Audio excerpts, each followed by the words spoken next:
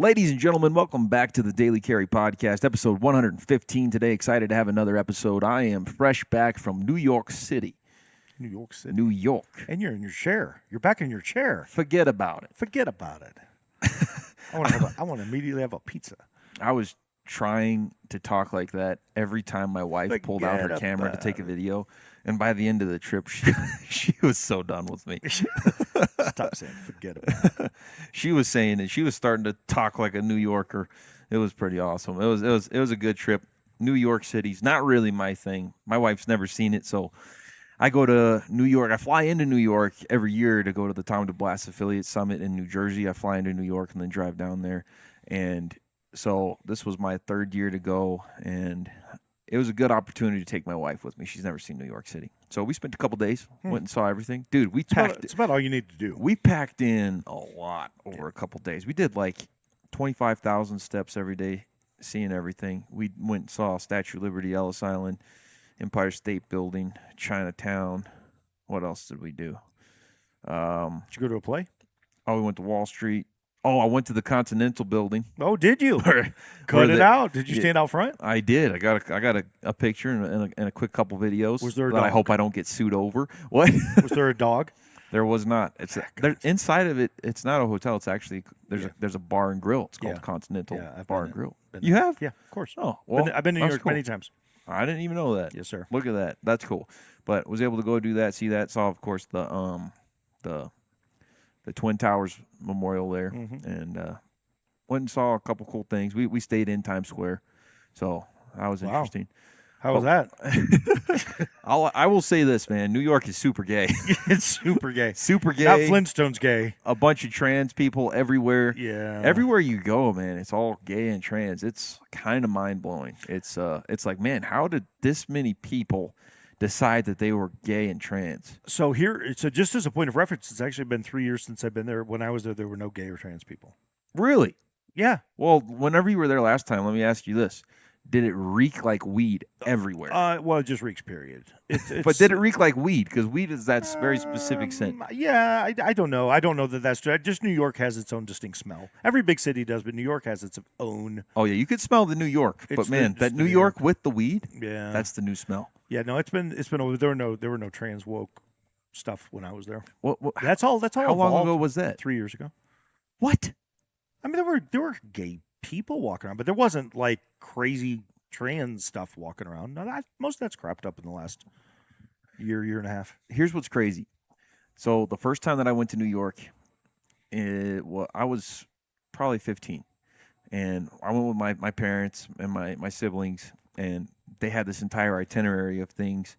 Me just being wrapped up in consumer jiu-jitsu, all I wanted to do was go and train at Renzo Gracie's Academy. Mm-hmm. And that's what I did every day. And my parents were fine with me walking from the hotel to the academy on my own every day. And that's what I did. Walked back and forth to jiu-jitsu while they were going over and seeing stuff. I think I did like maybe one or two things with them while we were there. The rest of the time, I was just doing jiu-jitsu. Now, I can tell you, if it was me at 15 years old right here, right now, not a chance. And I wouldn't blame them. Like, if I was 15 years old walking the street, I wouldn't want to walk the street by myself. Yeah. It was gnarly, man. In the middle of the day, it was gnarly. I mean, there is the amount of just got people on the side of the street just totally schizophrenic. Mm-hmm. Just, you got people on the street nodded off. You got people on the street that are getting in fights. I mean, when we were walking, there were street vendors getting in fights like constantly. That's a pretty normal thing, actually. Really? Yeah. Yeah. Anyways, we walked up the subway. This was our last subway ride, and on the stairs, you got somebody had just taken the person wasn't there, but somebody had taken their clothes off and just left a nice poop right where their clothes were. Oh, that's terrible. At the subway station where it serves the Times Square. Yeah. You're just walking up and it's like, oh, that's nice. Yeah. And not the person. Who knows where the person was? It was either someone somewhere totally naked out of their mind, or it was someone sitting in a prison somewhere naked and out of their mind that had just stripped down in the subway station and taken a nice crap. But that was interesting. But my heart honestly was heavy walking the streets, because you feel you can, being a believer and walking this journey and looking at everything through the lens of faith, you can't help but feel the brokenness. Oh, yeah. The search of purpose and identity. So many people that have just searched for purpose and trying to find their identity in all the wrong places. Yeah. It's honestly very heartbreaking. It is. And, It's tough.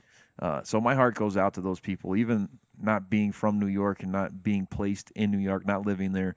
My heart still goes out to those people that are lost in such a dark place that just seems like it's getting darker. That's how I would describe New York. So when the reason I was up there fairly often was Sydney was at the Naval Academy. Oh, okay. So it's not far away. Got it. Yeah, you're just kind of bouncing back between all of the fun places.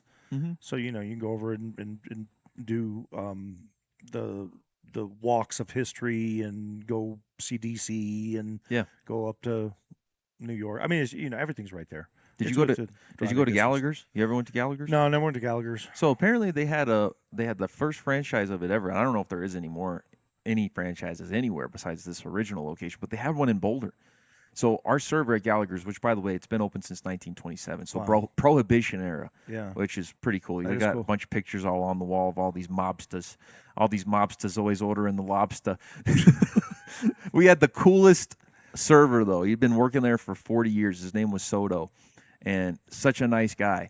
But he came up and he's telling us these stories, and he's like, this used to be a speakeasy, and he said the password to get in, it's on the menu. I'll give you a hint. There's no price on it.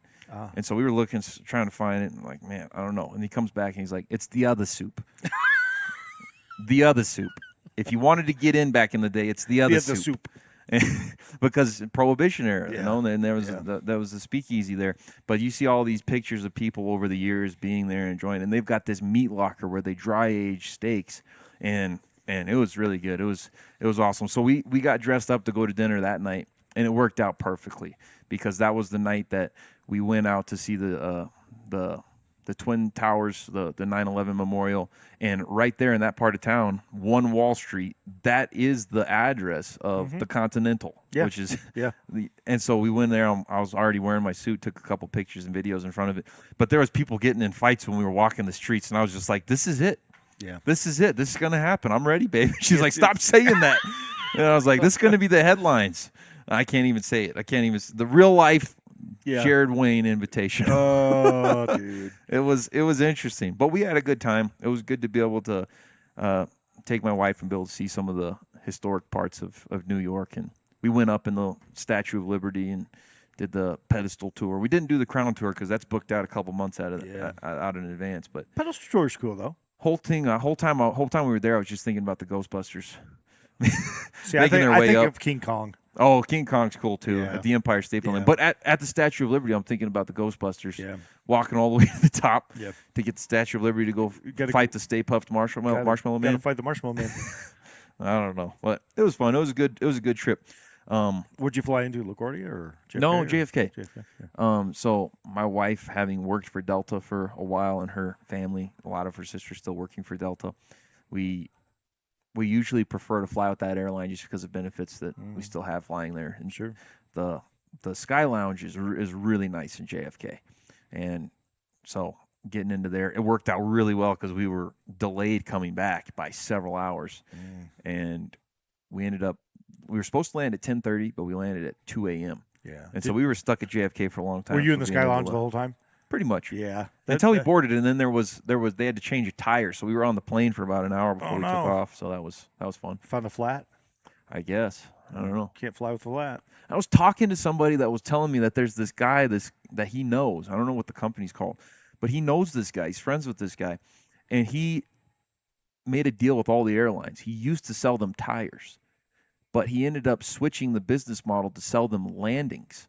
So he sells the landing gears to the airlines, and in those landing gears, in the deal, he says, and we'll provide tires. Interesting. So we're selling landings, but we also provide tires. So the airlines loved it because they were able to go and just buy landings, and then they didn't have to worry about tires anymore. And so they just had to budget for landings. And this guy's like a gazillionaire, from what my friend that I was talking to said. But that made perfect sense. Because if you want to sell tires to airplanes, you're really not wanting to sell tires. You want to sell that perfect landing. Yeah. Your customers are going to be extra happy because you got the cushiest landing. I would also think that it'd probably be easier to switch out gear, unbolted and rebolted in, as opposed to taking a tire off a 40-ton plane or whatever they weigh. Yeah, maybe. I don't know how all the systems work. I don't know if it's the landings and then they still are changing the tires, or if they change the landings with the tires. I don't know how that works, but it made sense because you want to sell people what the result is of what you're selling, not what you're actually selling. A perfect landing. That's right. Not a perfect tire. Uh-huh. Yeah, that's cool. That's it. Yeah. So anyways, productive trip to New York City this past week. And it was a good trip. Excited to be back though. Excited to be back on air and jump into the show today. I've got a couple things that are saved on scroll because man, there's a lot happening. And I will say to get the conversation rolling today, and I'll pull this up. I think I had something saved on here that was relevant. There's only any one of like 72 things we can talk about right now. This is where we're going to start. We're going to come out the gate swinging today. All right, good. All right. So when we were leaving JFK, before we got to the lounge, when we went through security, we were going through the security checkpoint with TSA, and I look over to the TSA's office where they have like their break room and whatever. And in there, you see like a couple of these different religious type symbols, religious items, artifacts. I don't know what you'd call them. And then you see this prayer box. That's a Muslim prayer box. You don't see anything in there that represents or resembles any Christianity or anything. Just a whole bunch of stuff that is specifically put in this break room for Muslims. And you can see all the people there, a lot of the people there, they're working. They're Muslims, they're Islams. Not anything against Muslims. Love Muslims. And I love people of this earth because we're called to. But definitely have a massive problem with Sharia law, Islam, taking over our country. As anyone should. And it's very telling that it is very much taking over New York. Yeah. Ma'am Dami, thank you. Yeah. For, Ma'am Dami, the mayor of New York City, being a prime example of that. But I just thought that was very interesting to look into the TSA break room and see all those accommodations for Muslims. And to know that's been the topic of conversation that we've had on the podcast for some time now. And it continues to be something that is so prominent in so many of these states, these cities, these towns, these jurisdictions that are being just taken over by Islam. And then I saved this because here we have in Virginia, first Muslim lieutenant governor, Ghazala Hashmi, I don't know how to say that, was sworn into office on the Quran. Sworn into office as lieutenant governor on the Quran. Very first time for there to be a Muslim first governor, lieutenant governor in Virginia. This is pretty bad. Yeah, especially Virginia. Our forefathers are probably rolling over in their graves. I mean, the comment here is Islam is not Islam is not interested in assimilating. It's interested in conquering. Conquering who? Conquering you, including liberals, by the way. Oh yeah, Was it? Were we on the show and did we talk? I don't know if we talked about this or not, but there was some interview or post where there was higher ups in the Islam faith that were talking about how much they love people voting for for liberals because they're going to be the easy ones to overthrow because they don't have the common sense. They're afraid of conservatives, not liberals. I was on Al Jazeera 2 days ago, and you seen all the women that are cheering on what's her name, Lindsay, the girl that killed her three kids. I forgot her last name. I think it's Clancy, whatever. Lindsay. But anyway, there's a dude on Al Jazeera. Lindsay Clancy. There's a dude on Al Jazeera network, and they're showing this video of these women holding up signs, "Love you, Lindsay. You're amazing." They're all wearing pink on the side of the roadway, holding up their hands. Have you seen this? Mm-mm. So this is the symbol they're doing outside the courtroom. Child's neck. No way. Oh, yeah. Oh, deadpan serious. Couldn't be more serious. So this is the symbol of what they're doing, like pro-death to the kids.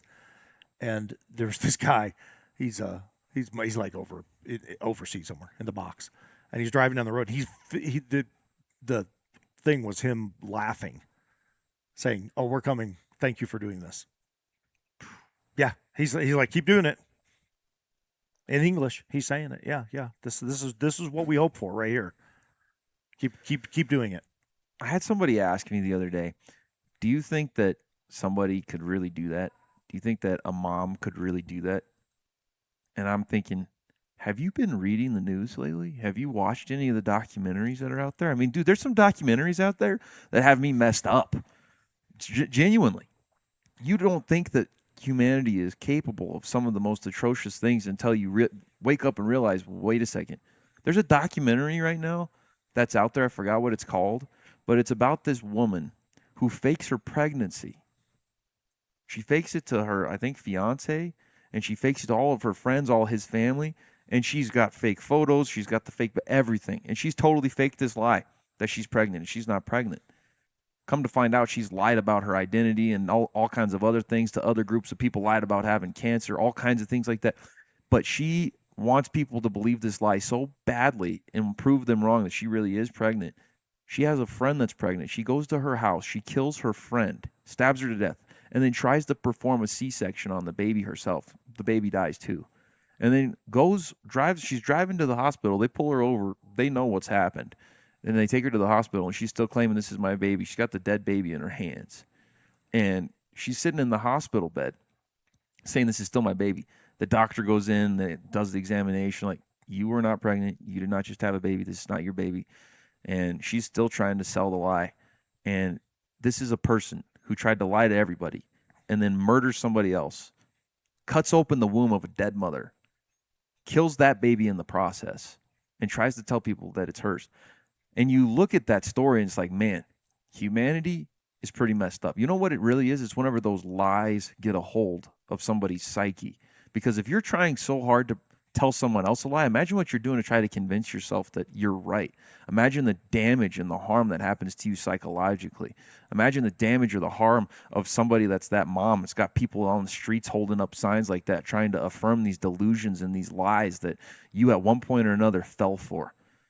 But then you go back and it's not something so new. You know what I thought of immediately whenever I realized the horrific truth of this documentary, that really happened? Yeah, it did. But we shouldn't be as shocked as we are. Even as Christians, we shouldn't be as shocked as we are, because you go all the way back to King Solomon and his wisdom whenever he's got these two mothers. One of their babies died and they're sleeping, and then one of the mothers takes the other mother's baby, steals it, and they go and they're having this quarrel over, that's my baby. No, it's my baby. And King Solomon's like, bring me a sword. I'm going to cut it in half.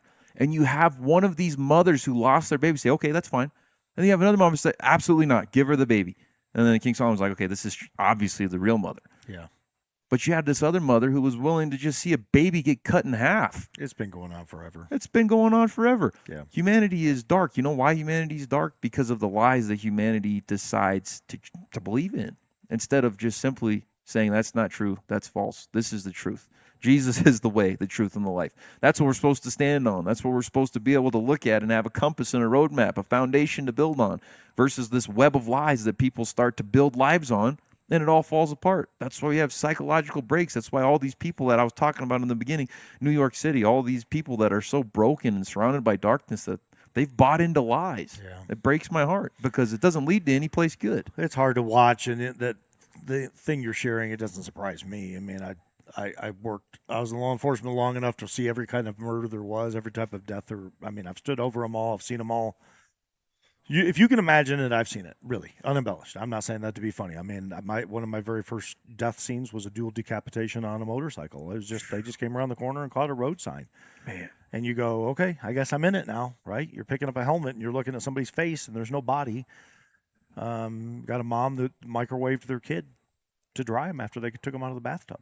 No. Oh, yeah. I mean, just like the graphicness of rated R for reality that I could get into and other cops could get into, just bring any of them in here. Anybody that's been working for a couple of years as a medic on the street or a cop in a fairly active area. I mean, actually, you don't even need an active area. You could have a small town. But if to see the grotesqueness and the barbaricness, the inner city, you'll find a little bit more. But yeah, it's hard, man. It's hard. And then, I put a video out of my truck yesterday talking about this woman.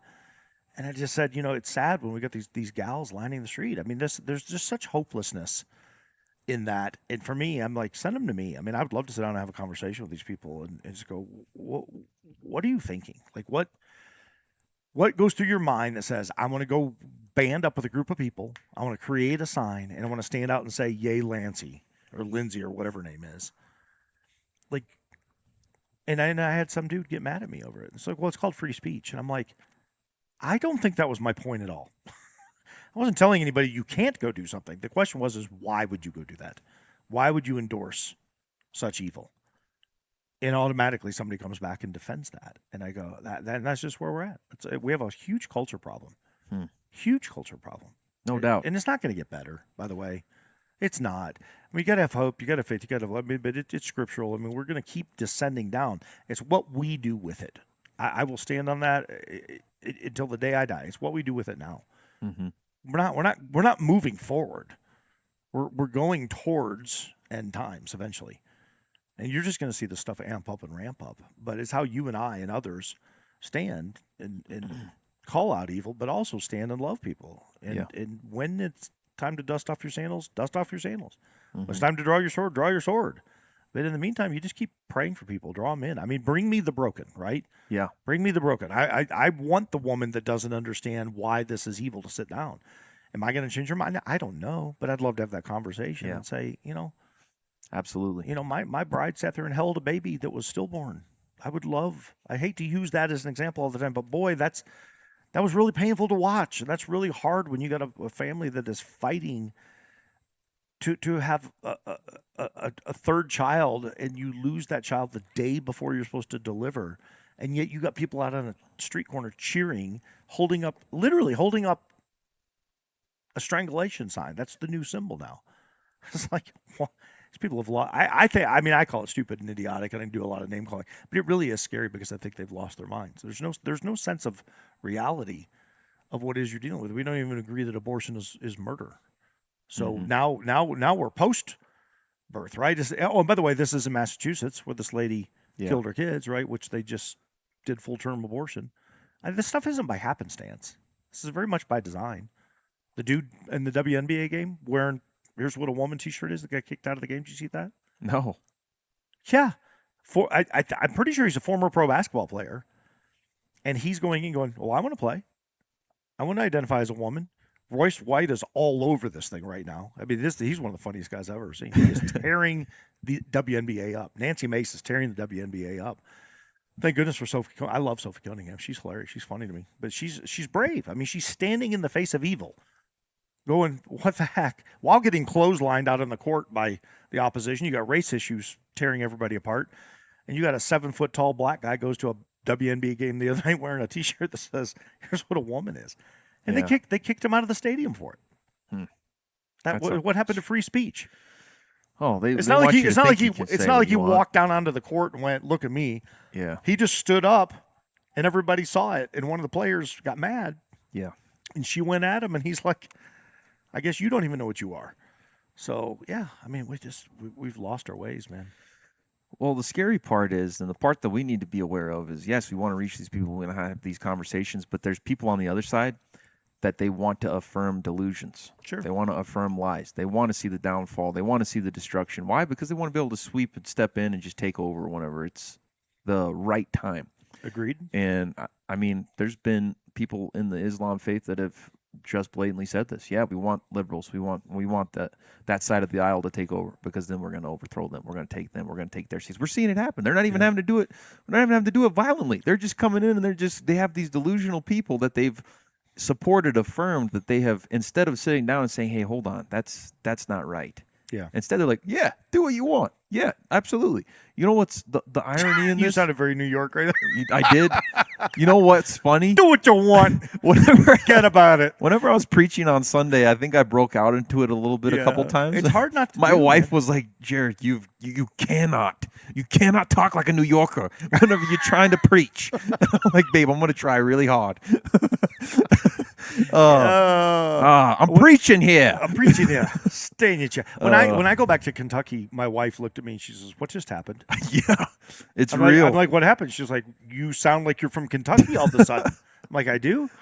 Yeah, I get it. You just grab it right away. I get it. I had to tell that. I had to give a full disclosure on Sunday. I told him. I said, "Listen, forget about it. If I talk like a New Yorker, you're gonna have to forget about it. If I would go to Mississippi for a week during the summer, I'd come back talking like a full-blown redneck, like a full-blown Southern hick. You'd have Bayou in you for sure. I mean, it just happens. I don't know. But anyways, that's funny. the Islam overthrowing the American government. Yeah. I mean, it's happening all over the world. It's happening here, but they're wanting to prop up these people and be able to just easily get them to vote for them. Oh yeah, hold on, we supported you guys. Now you got to support us. You want diversity. You want us in office. You want people that are of different faiths and backgrounds. Just pulling the wool over people's eyes they're saying, yeah, you can get an abortion, but go find the Muslims that are aborting Muslim babies. Right. Not happening. Go find them. Yeah, go.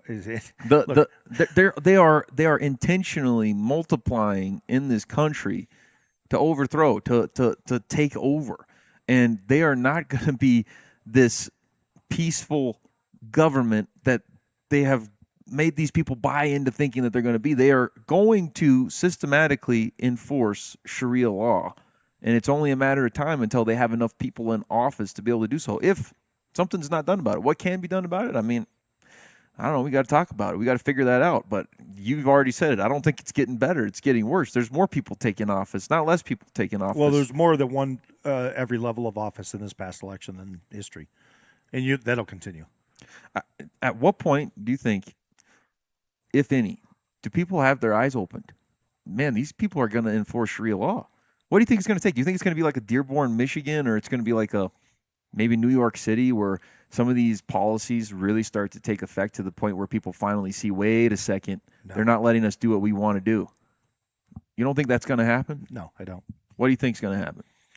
I think Islam is so they started in the East where it was primarily Christianity, and look at it generationally over the last 14 centuries, what has occurred. They're in it for the long game, man. They only read one book only, and they'll never read anything else. And it's, I tell people, look, there's a little bit of language in it, but go to Homeland, the TV series, pull up Rupert Friend, who plays Quinn, and pull up there's a 5-minute clip of when Quinn walks into a boardroom of military and congressional advisors, and he lays it out on the line for 5 minutes. And I think it's called Quinn Gets It or something, but it's a 5-minute deal. And it's the best take on what is coming and how to deal with it that I've seen anything in Hollywood put out, for sure, but also really politically, because at the end of the day, he sums it up. He's like, they've been reading the same book. Here's what they're going to do. And they're like, what is that? And they call it the end times. They come, they're one reason only, that's to conquer the world. And the guy says, what do you do about it? And he says, well, we send 250,000 armed forces over with an equal number of teachers and hospital staff indefinitely to be in that country to turn it around. And the senator says that's not going to happen.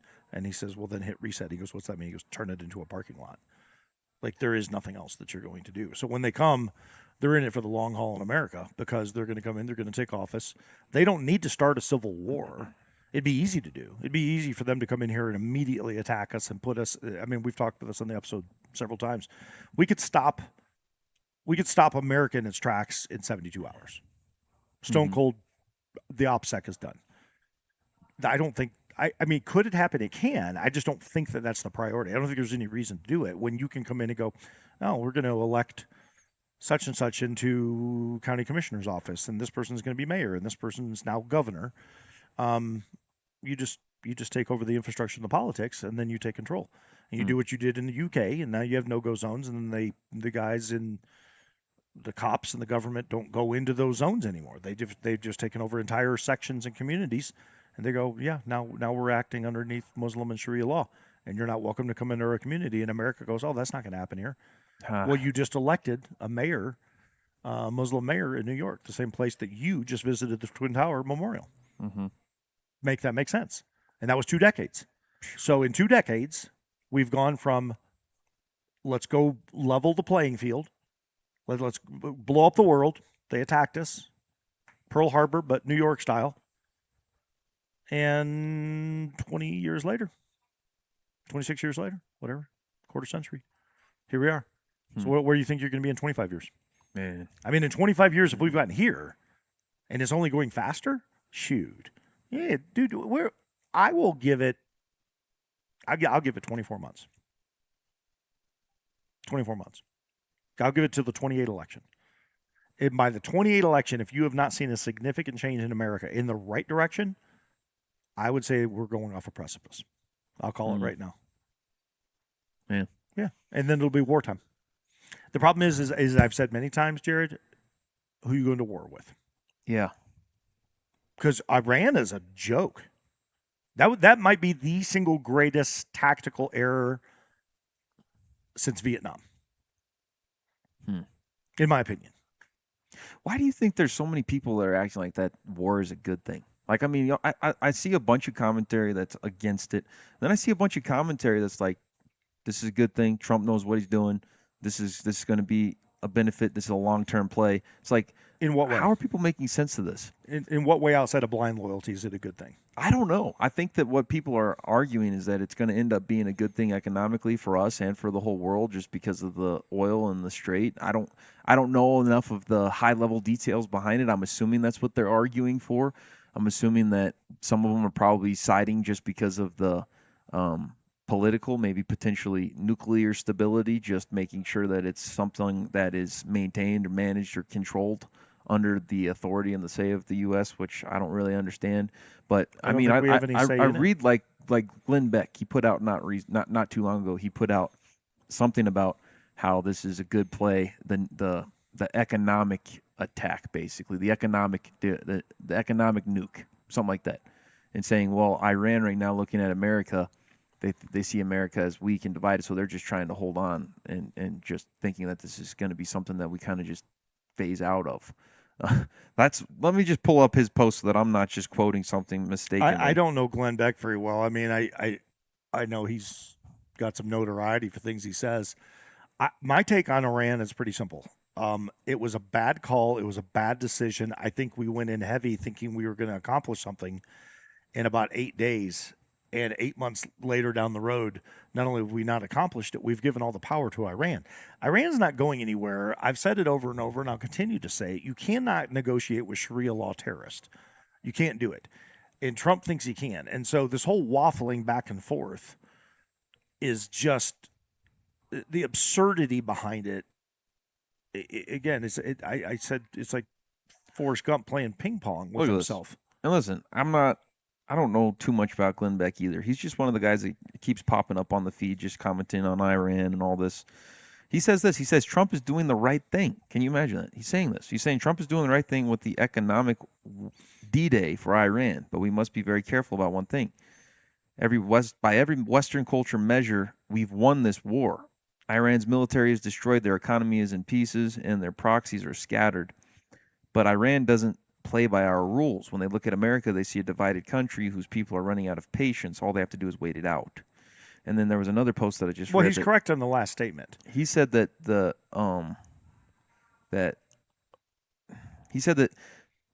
Patrick Bet David predicts what Iran will try to do after Trump's economic D-Day.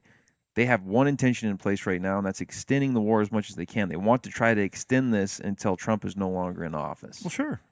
And so there's high-level details here that I don't really completely have mapped out and figured out. But the constant arguments back and forth of, man, this is stupid, we shouldn't be at war, versus, man, this is a good thing. It's like, man, people are looking at... I guess I shouldn't be surprised when we can't even agree in this country what a man and a woman is. But I think that this is, to me, it's like, what is the war over? It's over oil, right? They said that it was nukes. Well, they said it was nukes, but I don't think it was nukes. Because if it was nukes, then we'd be dealing with Korea. They have way more nukes, and they want to blow up the world. They do. They want to control everything. So it's really oil. It's really the strait. It's really trade. It's money is what it is. I mean, the oil is. Look, we've got a lot of. I think PBD is right. I mean, they're just going to wait it out. By the way, is his middle name Bet on purpose, or is it Bet as his moniker? I have no idea. Because the guy's always selling something. He's always betting on something. I'm wondering if that is legitimate. I'm going to dig into it and find out if it's his middle name. All I know is it's a great middle name. All I know is that Patrick bet on David. Okay. That's what I heard. Oh, that's funny. PBD is right. And I think the last line in Glenn Beck's statement is correct. They're just going to wait. They're not in a hurry to do anything because they've never been in a hurry to do anything. So if you study history at all, Iran was around when this all started gazillions of years ago, and they're still here. People, I look. We should get Ken Krause on the show at some point. Ken is a feel free to Google him, look him up. Ken was a Marine taken hostage, the Iran deal, embassy, 79, tortured 7 straight days. It took Ronald Reagan coming in because Jimmy Carter couldn't do anything because he was feckless. It took Ronald Reagan coming in and going, yeah, we're going to end this tomorrow. And we did. I mean, he literally came in and ended it. It was like day one, boop, hostages come home. That was Iran. That was 1980. We're in 2026. Who are we dealing with? Iran. Go back 100 years ago. Who were we dealing with? We weren't dealing with Iran, but the world was dealing with Iran. Iran is massive too, by the way.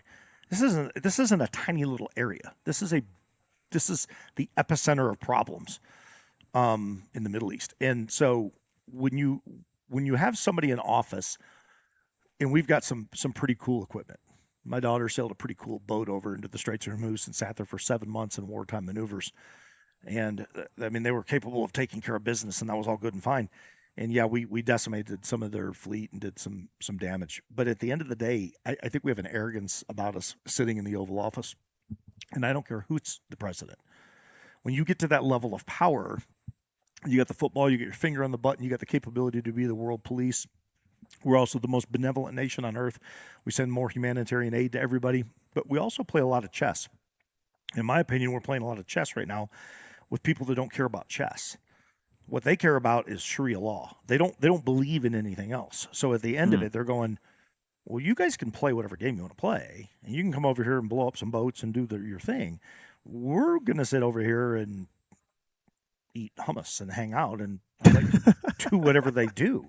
Fig leaves. Why? Because they don't need to. Hummus is good, okay? Hummus is awesome. I got 3 flavors of it at home my daughter brought last week before she left to go on the islands, and I've been eating it.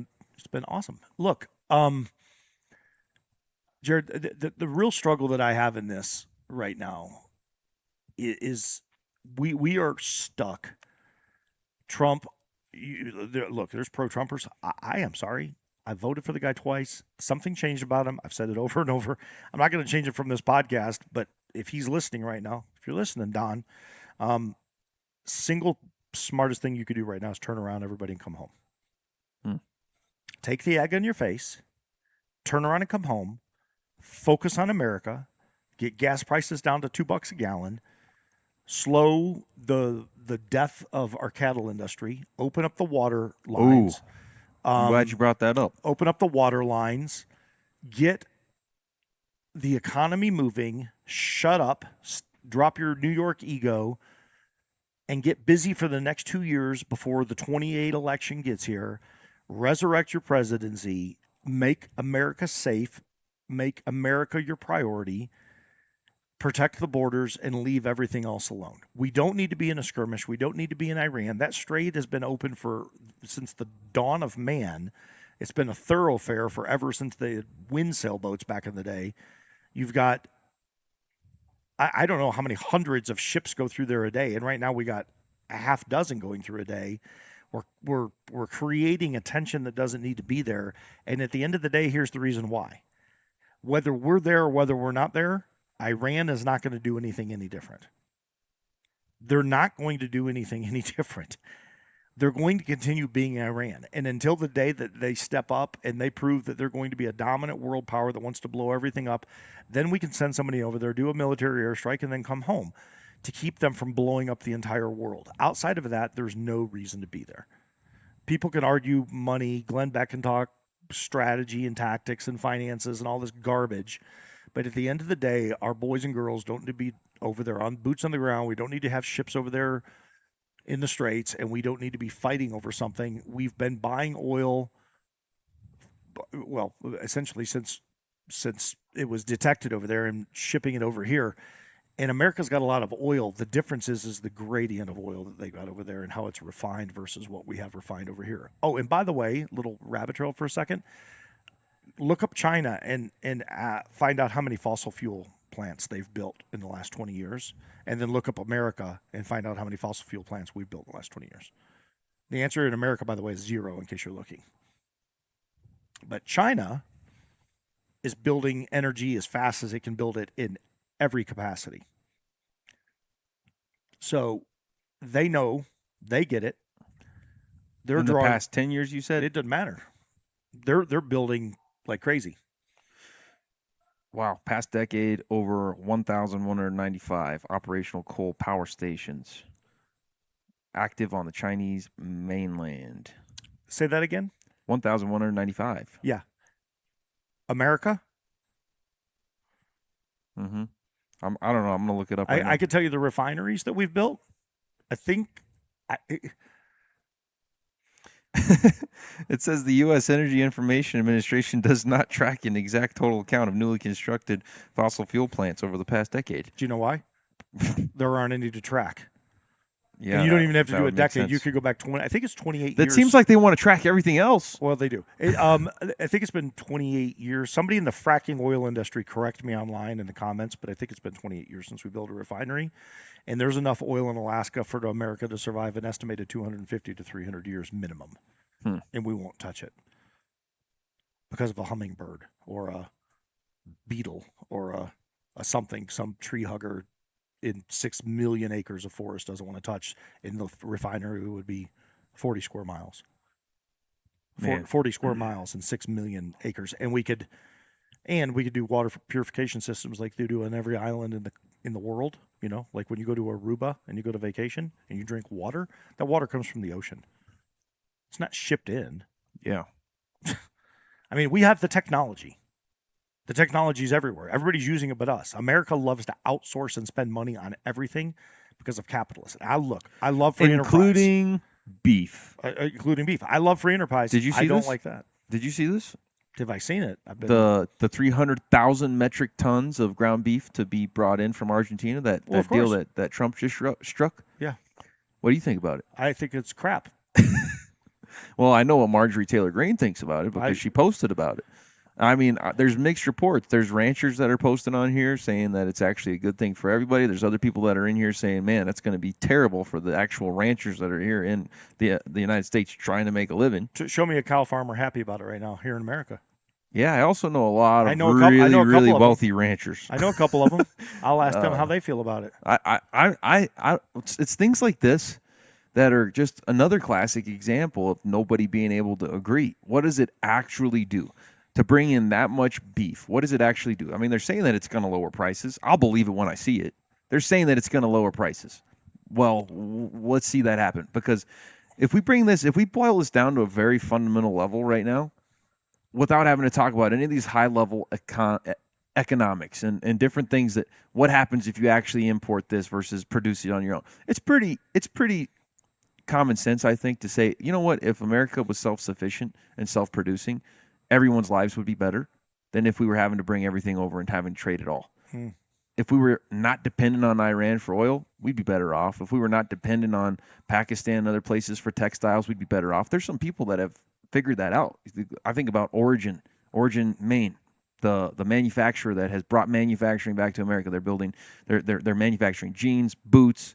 They have a whole lineup of hunting gear now because, believe it or not, there was no hunting gear made in America. Hunting gear. The one thing that people like, I want my stuff made in America. You know, it seems like that'd be common sense. It should be hunting gear. Origin Maine has brought this stuff back, and they're doing really well, and they're providing jobs. That's, to me, that's America first. America first is making America self-sufficient, self-sustaining, and giving Americans jobs and not taking away from hardworking Americans. The thing that makes sense to me fundamentally is if you bring 300,000 metric tons of ground beef, that's going to hurt local ranchers or farmers. Maybe it does, maybe it doesn't. I don't know. But I can tell you this. Being an American citizen right here, right now, I think the majority of everybody, if you were giving them a survey and saying, did you feel like that you were doing better economically in Trump's first term or the term now? I think everyone would say that they were doing better the first term. Far and away.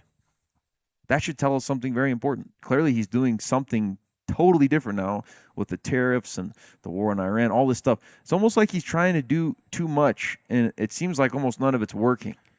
I don't know. It's like, why don't you just do what you did the first term? Just do a repeat of that. We're getting pretty good. I feel like I already answered it. Okay. I feel like I did. I feel like I said it. I feel like I said, get out, turn around, get egg on your face, call it a bad decision, and then come home and do everything that I said 6 minutes ago on turning America around, protecting it, take care of it, take your legacy to the next level and do what's right. Get water flowing, get beef reproducing, get oil drill, baby drill. What wasn't that a comment like in his acceptance speech? Oh, drill, yeah. baby oil. Yeah. Where are we drilling? We're not. Look, I have launched a nighttime podcast to talk long format stuff on these topics. My first one was Charlie Kirk. My second one was abortion. My third was transgenderism. I haven't aired them yet. My fourth one is probably going to be culture, and then my fifth one's going to be Trump. I'm fed up, honestly. I'm just fed up. And I'm at a point now where I think a lot of people are fed up, and push comes to shove. It's always about embargo. It's always about trade. It's always about money.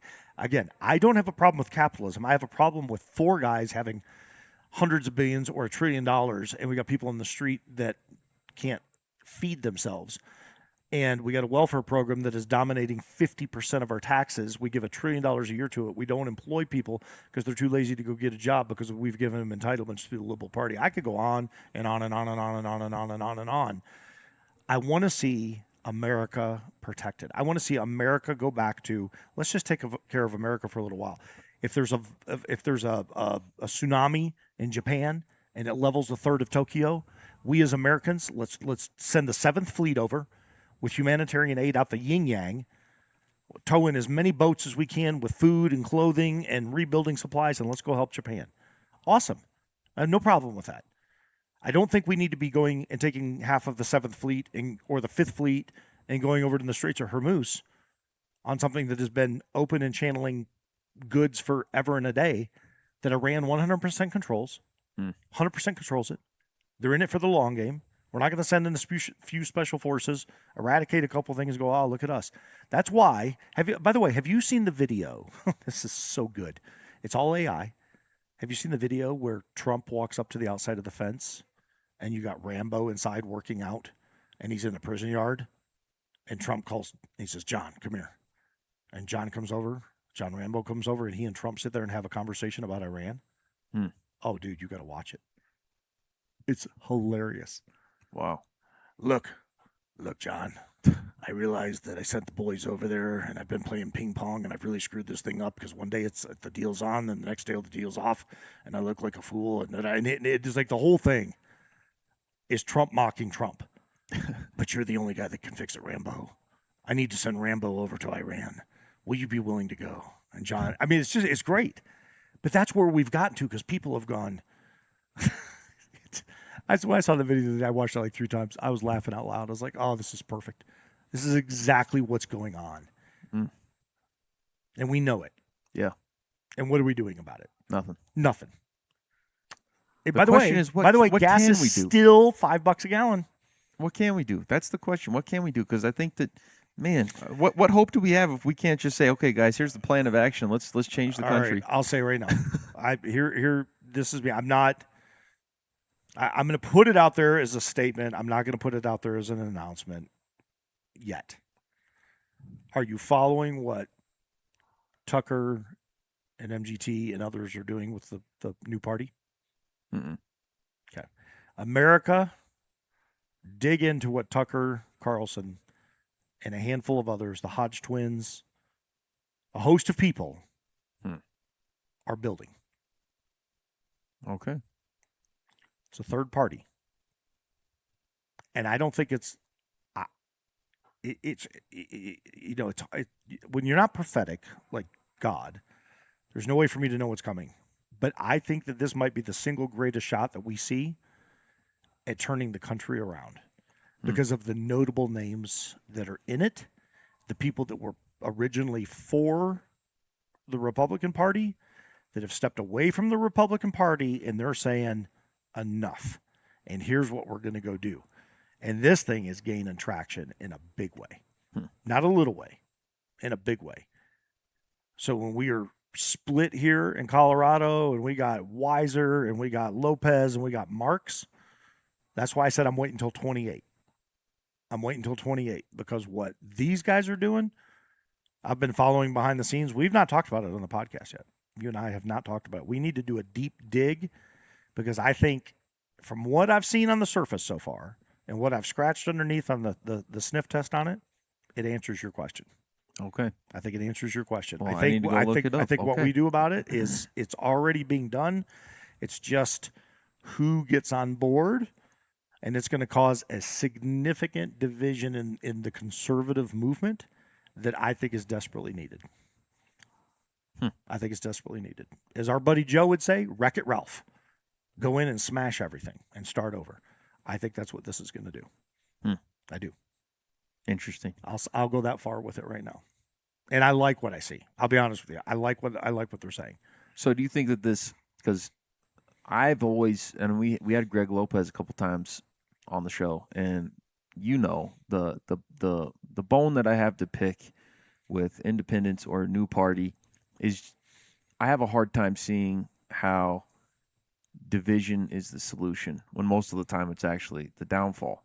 The only time that I could see that it actually working or making sense is people actually uniting because of this dividing. America was born out of it. Setting ourselves, it's a very good point, setting ourselves apart and enough people deciding, you know what, we're going to rally behind and we're going to get on board with this. You think that this is potentially bad?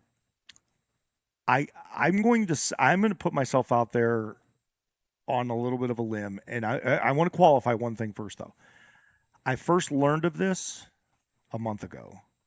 I did not physically start digging into it until 3 days ago. So I'm 72 hours into it. In 72 hours, I've read as much as I can find. It's the first thing that I've seen that not only do I think it will get traction and make sense, but I actually believe it's what people want. And the more Trump keeps doubling down, if he keeps trekking in the direction he's going all the way to 28, it will do nothing but empower these folks that are building this. Now, if he catches himself and he goes, "Oh man, I really stepped in it. I got egg on my face. I'm bringing the boys home, getting them home. Everybody bring the boats home. My bad. I screwed up. You know what? Release the files. Get JFK out there. Get Epstein out there. You know what? Send some guys up with some divining rods up into Alaska. Start looking for some oil. Let's bust open some conversion deals in California to turn salt water into water. Let's feed the crops in Arizona."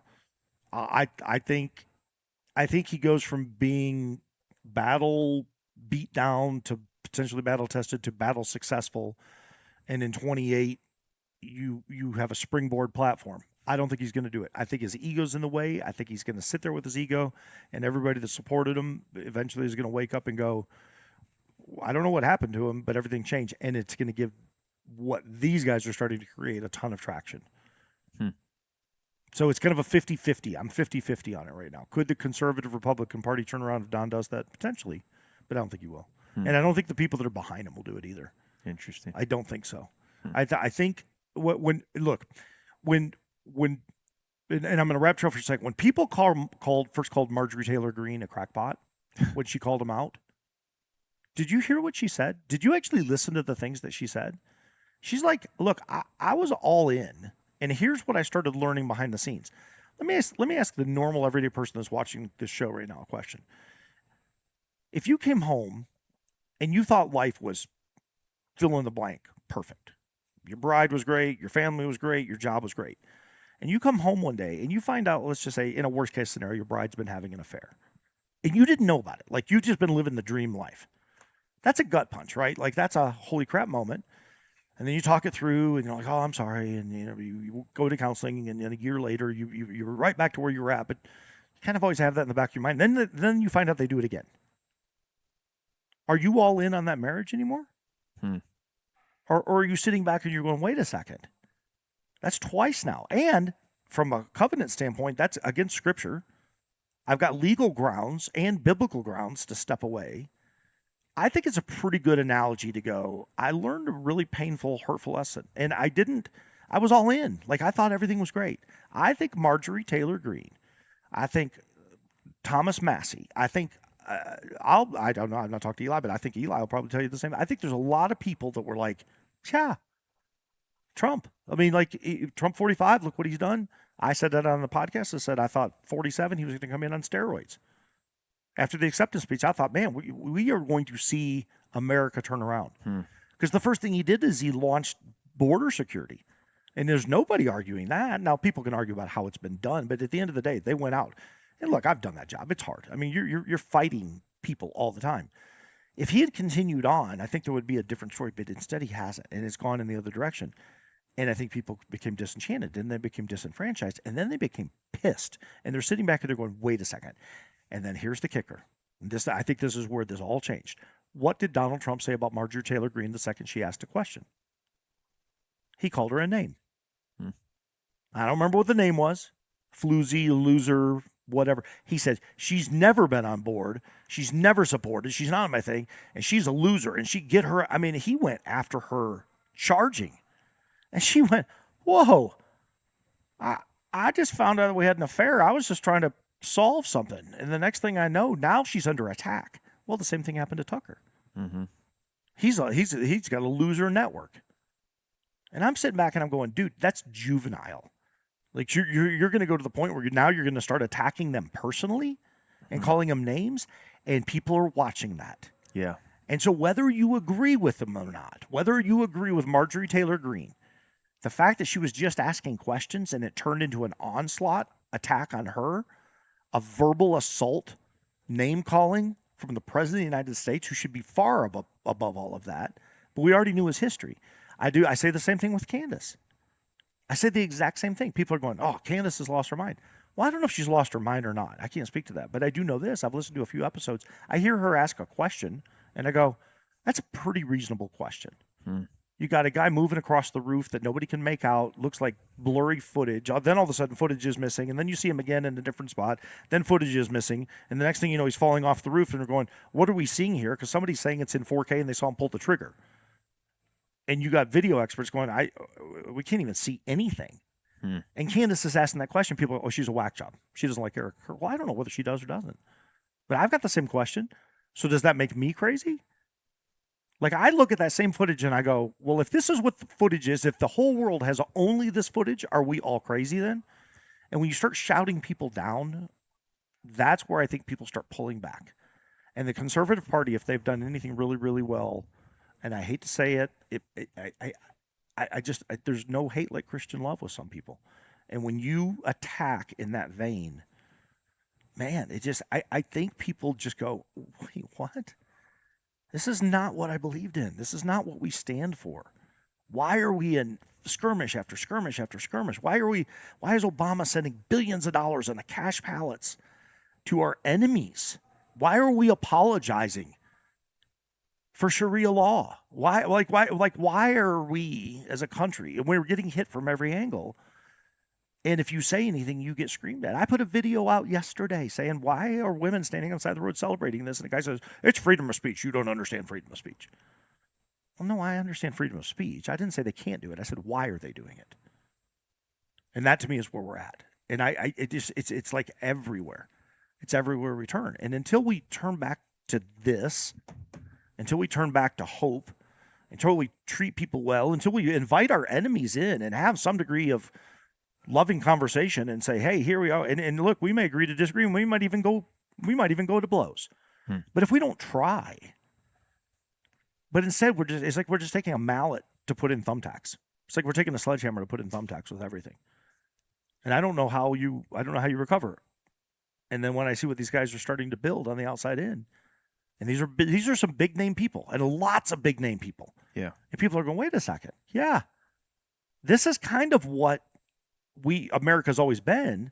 So it's not like they're creating something new. They're just trying to keep intact what used to be while looking at maybe a different approach on how to run it forward. So if nothing else, it's interesting to me right now. Well said. And you said a lot, but well said. I couldn't agree more that people are fed up and that change was expected and promises were expected to be kept, and it definitely feels incredibly disappointing what has been delivered on. And there needs to be something that happens to get somehow, some way on a different trajectory. Well, it's either that or tyranny. Because cause the point is it's then eventually going to hit critical mass. I'm not saying it to be funny. It's just going to get to a point where we get overwhelmed. Yeah. And then we have something really, really bad happen. And that, when I say tyranny, maybe tyranny is the wrong word. Maybe it'll be an uprising. But what I'm getting at is you're going to eventually have so many people, they're just going to be backed into a corner that they're going to come swinging at something. Yeah. And then we're going to have chaos in the streets and bedlam in the grocery stores and gas gone and people running for the hills and sheltering in. And that's what scares me more than anything, is that we turn on each other. And I don't know what that hair trigger moment is, but that does concern me that could happen, because it doesn't take a lot. I mean, again, road rage, two dudes driving on the road, one guy cuts the other off. Next thing you know, they're in a shootout. They don't even know each other. And you go to jail for the rest of your life for something like that. Think how easy that happens. And it happens daily in this country. So it's not far removed to think that millions of people could turn on each other out of self-preservation when they panic, because they have no hope all of a sudden. Like, there's just everything in front of them is like, oh my gosh. Yeah. And then, so when I say tyranny, I don't necessarily mean an uprising and an overturning of the government. What I do mean is a potential uprising within the people that creates a lot of chaos. And it could turn to tyranny. But it one way or another, we are headed towards disaster if we don't right this ship. And I don't see anybody righting the ship right now. That's my fear. I don't see any trajectory where anybody's righting the ship. So I have a degree of hope in what I've dug into that these people are talking about. Not because I'm putting all my stock in it, but just because when you look at it, it's actually really, really simple. Pretty Americana, pretty level-headed, take care of ourselves, and do the thing that we were kind of founded on. Yeah. But in circa 2026. Well, we're going to talk a little bit more about that as we sign off, just because we're about to sign off. We gotta wrap it up today a little bit quickly. But I will say that we as Christians today, we have it a little bit easy. And we are definitely called, I believe, to fight for that correcting of the path, that getting on a better trajectory. We should do everything that we can to vote for righteous policies, to try to combat the darkness and the lies. We should do what we can. But if the trajectory isn't changed, and if there's a takeover, whether that's Islam or whether that's Democrats or whatever, you have to understand that the early Christian church was operating under the rule of law of Rome. That is true. They were operating under a system that didn't always agree with Christianity. And the Bible says better to obey God's laws rather than man. So the real question to be asking ourselves as Christians, okay, we're going to do everything we can to try to fight for what's right. If the country ends up being lost to people that have opposing views, opposing laws, opposing religion, are we ready to hold fast to our faith? Are we ready to love people even when we're hated and persecuted? Are we ready to, even in our dying breath, those who are potentially holding the gun or the sword, whatever it may be, say, Father, forgive them? Are we ready for that? It's a good question. Because if we lose, we shouldn't be looking at this as all hope is lost. Right. If this world gets darker, that's better opportunity for light to shine brighter. True that. So listen, I'm not gonna go down that trail too much, but I do think that in closing, I wanted to ask this question because I think that this is relevant in walking the airport. Every time I go to DIA, man, it's like, what in the world? They're still working on this place? $645 million. That's how much what the original budget for the DIA reconstruction was, $645 million over 4 years. It's been 9 years. They're still not done. And their new budget's been $2.2 billion. Yeah, it'll be 3 when they're done. It's insane. Yeah. And every time I go there, the floors that they just replaced, they're already all cracked and messed up. You go in the bathrooms that are remodeled and you see all the caulking wearing out already. It's like, what? Who are they paying? Where's this money going? Because it's clearly not going to an all-star construction crew. It's bonkers. But I say that to ask this fundamental question. Whenever this wasn't JFK, it wasn't DIA. I just had to go on a little bit of a rant on DIA because I actually had that saved on a part of the scroll today. Was talking about how Denver's been promising this airport remodel, but they're also promising affordable housing. If they're taking a good job, if they're doing a good job on the airport, we can definitely trust them for affordable housing and all those things, right? But anyways, we're walking through the JFK security checkpoint, they have a funnel that they send everybody through where they've got a canine working, and they sniff everybody. And so before us, there was a Muslim family that was going, and the wife, the woman, she was head to toe covered except for the little slit for the eyes. The dog sniffed her twice because she in line kind of like veered off. It was kind of weird. She like tried to avoid the dog, and then the guy was like, "You got to come back through." And so she went back through. My wife's just like, "Do you think that should be allowed?" I'm like, "What are you talking about?" She's like, "Do you think that people should be able to walk through the airport whenever everybody else, like, they're scanning our faces?" And whether you agree or disagree with the security checks, the protocols, the privacy, how TSA conducts business, all that's beside the point. Do you think, and this is a question to ask for the audience, do you think that it's okay for someone who is practicing this kind of a religion to justify walking through an airport with nothing but just their eyes showed? Do you think that that should be okay? Do you think that our law should allow somebody to do that? Do you think that that would be in accordance with constitutional freedoms, or do you think that that is an example of it going too far?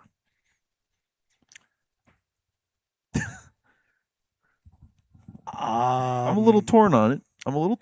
It's a big question because it goes in. There's a lot of tentacles to it. So, Sikh, peaceful, very very peaceful religion. Not my religion, but they're very peaceful. They wear headgear. I call it. Is it okay to walk up and tell them to take it off? A Buddhist wears a long flowing orange-ish or brown robe. Hindu. I mean, so a freedom of religion, freedom to practice your religion. I think that in the First Amendment, that's important. This is their religion. I think where it comes into where I can get past the gray on it is if there's suspicion, reasonable suspicion that something is occurring, because we have laws for that, that you would have the ability to detain somebody or check them, then I would say yes, because that would be anybody on any law at any time for any reason. If I've got a guy who's dressed like the very typical average white dude walking through the airport, but his behavioral norm is not of that of anybody else, and he's acting super erratic to the point that the girl in the burqa and the dude over here who's got blue dyed hair and the guy who's, the whatever, they all would look at him and go, okay, that guy's acting really weird. Would you go up and talk to him, regardless of how he's dressed? So that's probably a 2.0 conversation. I get where you're coming from because, again, it comes down to conformity, and you're not. It's just hard not to walk into a little bit of a contradiction with some of these things. Well, I just look at that specific thing and I go, if you're going to do that, I think you have to almost expect that people are also going to look at you a certain way. Because if you flip that, under Sharia law, they're very anti-dog and very anti-bacon, and they have no problem coming out into the streets and saying it. I think the average American goes, well, I like my BLT, but I don't like your girl covered up, and we don't know if, she could be potentially wearing a bomb. This thing, it goes down slippery slopes very, very, very fast, in my opinion. And I don't know that there's an ideal answer. So I go back to the Constitution, and I go back to the Bill of Rights, and I look at it, and I go, well, it was the very first thing is it's not speech, it's religion. For me, I think the easiest way to answer and explain whenever you kind of get into these questions that it's like, oh, it's a gotcha question. Because if you say that you don't think that they should wear this, then you are yourself saying that you don't think that they should have constitutional rights. I think very simply, if somebody disagrees with the Constitution, then they have forfeited their constitutional rights. So therefore, if a religion contradicts or conflicts, basically demotes the Constitution, if they are basically saying death to the Constitution, then that's not the religion that the forefathers had in mind. That's not what the Constitution was there to protect. The Constitution was there to actually protect against those people that would say, we're going to use this system of religion and what we believe to actually rule the world and rule over everyone. to take away freedom, which is what Sharia law is. It's pretty much a dictatorship. It's them saying live this way. There's no other way, and anybody else that doesn't get on board, there's real consequences. You go read the law and you read the fine print, and you get to understanding their system that they're wanting to actually put in place. It should get people to wake up and be concerned and realize if we want freedom, then we better make sure that we're making decisions that are in alignment with protecting that freedom. And protecting that freedom doesn't look like going out on the streets or going to a protest or signing laws that are anti-conservative. Sure. Conservative means we're wanting to conserve the Constitution. We're wanting to make sure that we're keeping that safe and intact, and we're keeping those values and those freedoms protected. Well, the opposite of that, progressives and liberals and Muslims and Islam, that's the point where it, to me, is that's why I think I can answer the question and say, well, I shouldn't be in line at TSA and they can ask me to take my shoes and my belt off, but then there's somebody here who has a religion that actually is contrary to the Constitution. Oh, now that's what I'm getting at. That's what I have a problem with, because that makes it reasonably suspicious. I don't think one trumps the other. You conform and you follow this, or you just leave. Yeah. So I don't know. I mean, I'm a little bit dry humored, sarcastic. I think, maybe it goes back in time. Maybe this is part of the religion. I don't know. Maybe the first girl that was dressed up in one of those is just because his wife was really ugly. He just didn't want to go out in public. Man. I don't know. I mean, it's hard because it's something I don't understand. I don't understand how the guy can be, your whole religion is predicated. I mean, if you truly follow the Sharia law element of it in Islam itself, it's very interesting because there's a reward to the man who martyrs. There's a reward to the man that goes out and kills the infidel, and your reward is virgins and the afterlife. And I go, they have no appreciation of value of women in any way, shape, or form. They cover them. They don't allow them to talk. They don't allow them to do anything. Certainly aren't going to vote, and that's evident. And yet we have people here in America that are just uneducated, naive, unlearned, dumb, call it what you want, combination there, and all of it, I don't know. And they just don't understand that. Like, that's what's coming, and that's what they want for you. It's not that they just want it for their women. They want it for all women. They just like the fact that you're running around with your dye hair, screaming at each other, pulling up your choking signs right now, because they know that you're easily manipulated and they're going to win you over. Yeah. And that's what they want. I mean, they're going to play Takia with you. They're going to pretend with you so that you can go further down the road, so that you can then be grabbed later and indoctrinated in. And I mean, look, we got to go, but my take is I'm sure there's a lot of women over there that don't like living over there, but they can't leave. Can't just go get on a jet and go fly. I mean, maybe they can. I don't know, but they're not. So that tells me something. And on top of it, they don't value. So they sleep with whoever they want. They force their wives to watch them have sex with other women. And the promise in the afterlife is virgins. I mean, their whole identity is surrounded by misogynist behavior, control of women, and then beat down. I mean, how many videos have we ever pulled up where the guy's kicking the crap out of a woman on the ground? And you go, that's and you got women in America go, oh, I want that. But then you got women in America that fall in love with the serial killers in jail. Yeah. I mean, you just go, I mean, people are just, in the end, we're kind of whacked as human beings. And so you asked a very reasonable question, and my long-winded answer is I go to the Bill of Rights, but when it comes to policy, like a TSA line, take your crap off. You care what you're wearing.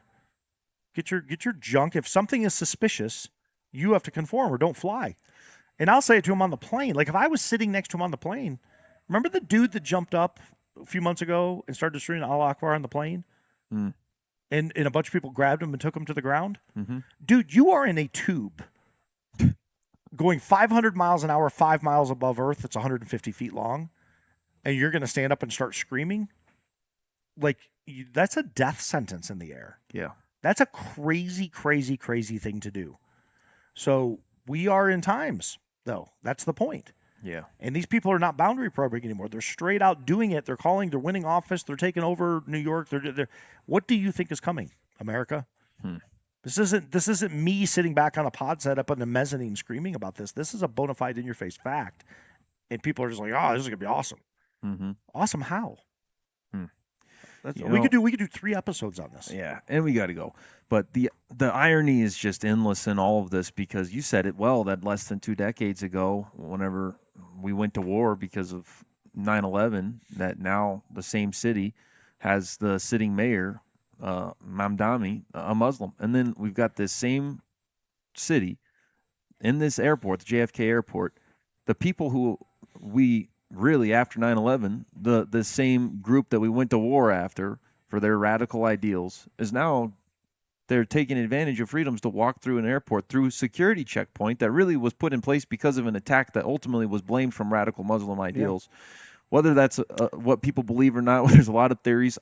I'm not going to say, we can get into that in another episode, but regardless or not, the irony is pretty endless that potentially the radical ideals that caused there to be as much security in the TSA to be a thing, the thing that it is today, now walking through there totally covered and saying that, that's their right, even though their religion opposes the Constitution. There's a lot of things that we could sit and talk about for a long time in all of this. But what's concerning to me is I'm seeing the pattern now painted from the same people to try to influence as many people as possible, and that's, we'll fix your problem. We'll do this. You'll have more money. We'll take better care of you. Mamdani doing it in New York. We talked about Mamdani's grocery store and the 25% less than retail value, and they were going to require IDs to get in there, ironically. But then we also have this deal with Donald Trump where he's 300,000 metric tons of beef. We're going to bring it in. It's going to be 25% less at the grocery store. It's so like you're saying the same thing. You asked the question. You said, was that a good idea? So is 300,000 illegals coming over the border a good idea? No. Okay. Then why is 300,000 metric tons of beef a good idea? You know why it's a good idea to Donald Trump? So that he can try to tell people that he's saving the money. And you see the pattern that I'm talking about. Sure, of course. That's what they're doing. They're trying to just pull wool over people's eyes by promising things that they're not ultimately going to deliver. Same thing with Denver, with DIA. This is going to be an awesome airport. It's going to be amazing. It's going to be huge.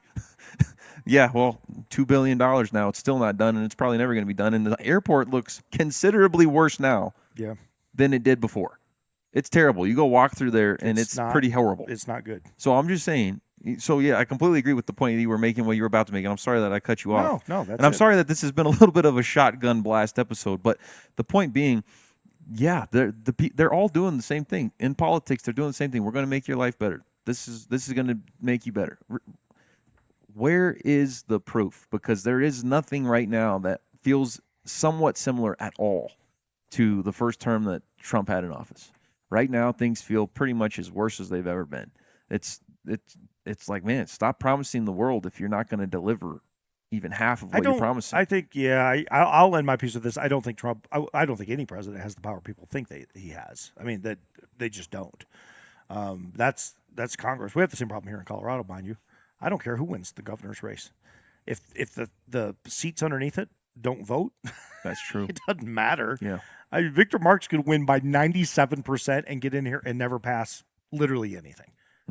And if it was the reverse and it was the Republicans holding the House and Weiser won, same thing. So, as a governor, important, he's a manager of the state, but at the end of the day, it's the lawmakers that are making the decisions. Yeah. And people forget that. I mean, the Lauren Boeberts of the world have way more power than the Victor Marxes and Phil Weisers, period. And people just don't understand that. Yeah. The 535 in Washington, the 535, look them up. Look who they are, and then look what the president can do with them when they say no. I mean, just it happens all the time. Well, what I really want to do is I really want to try to set up an episode where we sit down with a practicing Muslim, and I'd like to sit down with a former Muslim, and I'd also like to sit down with someone who has come here as a refugee from Iran. Those are the conversations that I could think do 2 of the 3 of them. Okay, well, we just need to figure out that third. I think that those are some of the conversations that I genuinely want to have, but I also think that those are the conversations that the world needs right now. Yeah. So I think we need to work on setting that up. And at the end of the day, remember, hey, if the country's lost to politics that disagree with us, hope is not lost. Our hope is in Jesus, and it's in Him alone. Don't forget that out there. If you're listening to this, there's a lot going wrong in the world, but don't forget about the one thing that has already been done right that rights all the wrongs, and that is the death and the burial and the resurrection of Jesus Christ. Find hope in him today. And that'll be my sign off because I know you got to go. So you're the one who's actually wrapping us up. So right. I'll turn it over to you. All right. Father God, thank you for a good episode. Shotgun blast. These are important topics. I mean, they're going to be relevant and more so as we move forward. So my prayer is for obviously eternal salvation and people, those that are battling, come and seek, meet people where they're at. Don't turn people away or shun them because we don't understand or agree, but dig in and find common ground. If there's no common ground to be found, give us guidance. Give us the answers that we know that are in Scripture to act upon, to be not only good men, but do the right thing through you. And I pray that we have reasonable men that will read and understand that and then follow those truths. I would also ask that you just watch over all of those on the front line that protect this country. They got a tough job right now. It's getting tougher by the day. So keep them safe, watch over their families, and be with ours. In your son's name I pray. Amen. Amen. Amen.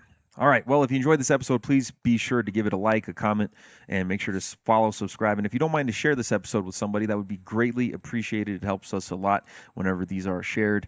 So share it with somebody who you think might enjoy the conversation. And then, Micah, I also forgot to mention the podcast you just launched. What's it called? Where can people find it whenever the episode is when it goes live this week? It's going to be Jofa_68. So Jofa for the hockey helmet. Jofa _. We'll always go for truth, fact, and accountability. And 68, because dadgummit, that was the year I was born. All right. Sounds good. Go look them up. And can they go on and subscribe right now? Can they go on and follow right now? Yeah, they will be able to by Thursday, ironically, I think. Yeah, we're 2 days away from putting everything in. But they can go on socials right now. Yeah, I'm on. They'll find Jofa_68 on YouTube, and I got a whole bunch of videos with no views because I've just been putting them on, but I've not announced it to the world. And they're kind of the truck videos. But the long-form podcast, I've got 3 episodes filmed. They'll be titled, labeled. Those will be going up this week. And Sweet. We'll just keep filming. Okay. Yep. Sounds good. Till next time. Till next time.